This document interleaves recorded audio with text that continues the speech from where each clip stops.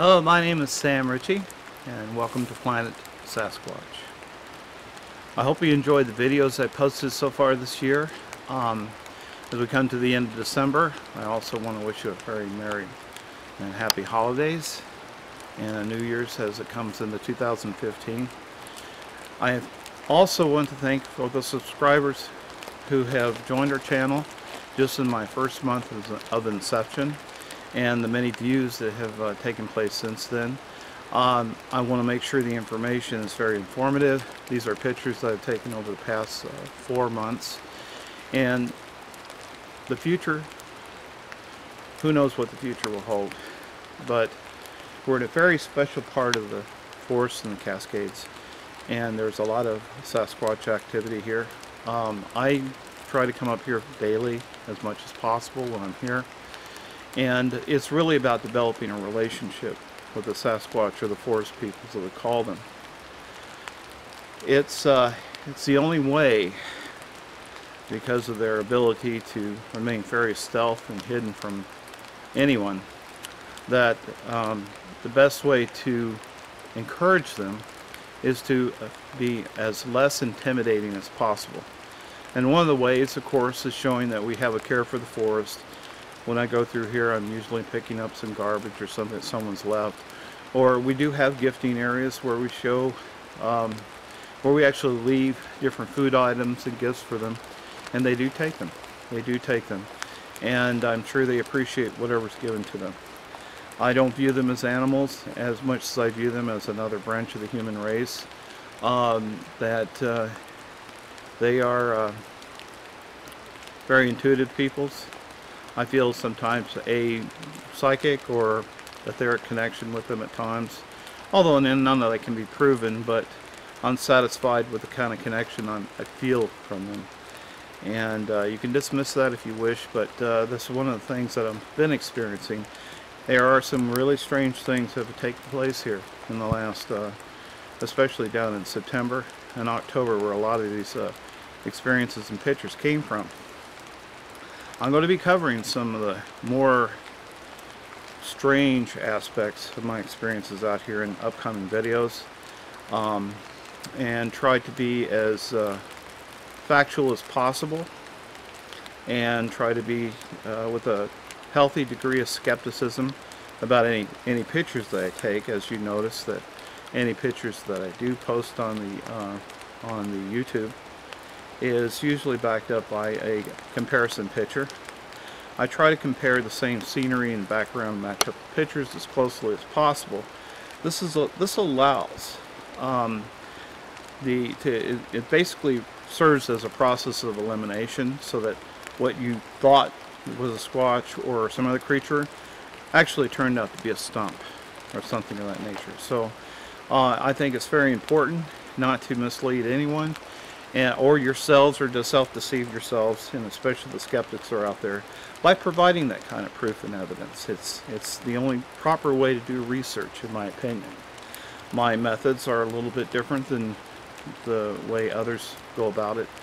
Most of the times I have a feeling that the Sasquatches are there, and I take a picture of the background, although not honing in on them directly. I usually find them a little bit later in my photos.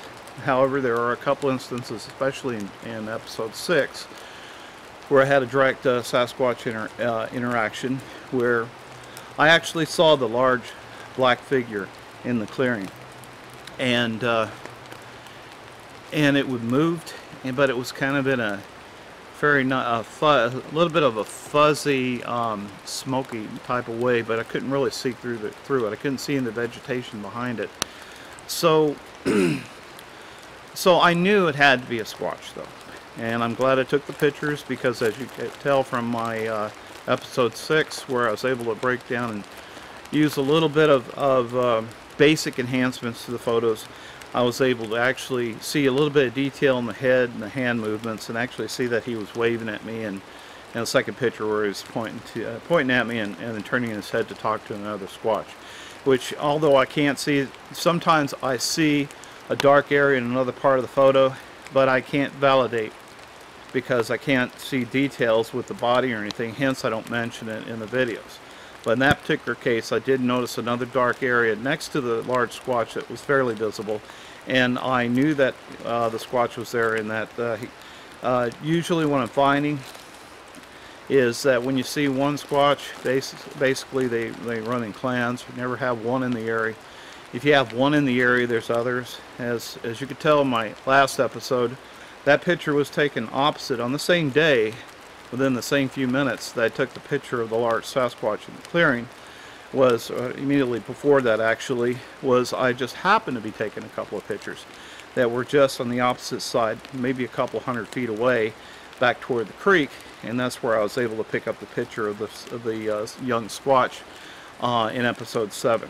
So I do encourage comments. So far my channel has been fairly well received by the public and those who have subscribed, obviously. So I'm looking forward to doing more.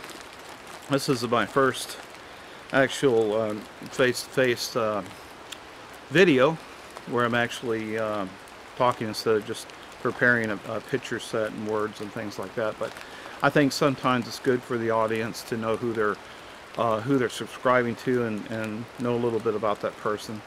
So anyway, you all take care, and I'm looking forward to posting my next video, which probably will be in a couple of weeks, and doing some research about a couple other things. I do have a few more pictures that from this past late summer that have other Squatches on them, and but I will be starting to turn my focus towards other aspects other than the pictures of Squatches, to things like their environments, such as the stick structures that are so abundant out here. Also somewhat of a log about the gifting areas and the kind of things we leave and how we go about doing the gifting areas. Also, I'm probably delve into how you can develop interactions with the Sasquatches, where you can go to find them, how you can actually make yourself apparent to them so that they start doing vocalizations for you, and perhaps maybe a sighting or two. And all this comes based on I get my thoughts straight about this a little bit, is on your willingness to do what they expect. So it's not so much you go hunting for a Sasquatch or Bigfoot. There are plenty of shows where they're trying to hunt the Sasquatch. I don't do that. What it is a case is not you finding the Sasquatch. It's more of a case about the Sasquatch picking you and finding you, and you proving yourself worthy for them to make their presence known. I think that's what the real issue. Once in a great while you have somebody that's hunting them and actually catches a picture or two, but never will you actually have the person go back in the same area or actually get more interactions from the same Squatch. It's always from afar. I try not to do that. It's usually up close.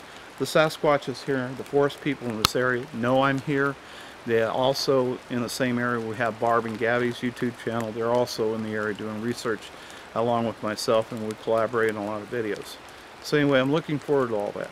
Anyway, you all take care and have a very, very happy New Year, and we'll look forward to our next video, which is in about a couple of weeks. Take care.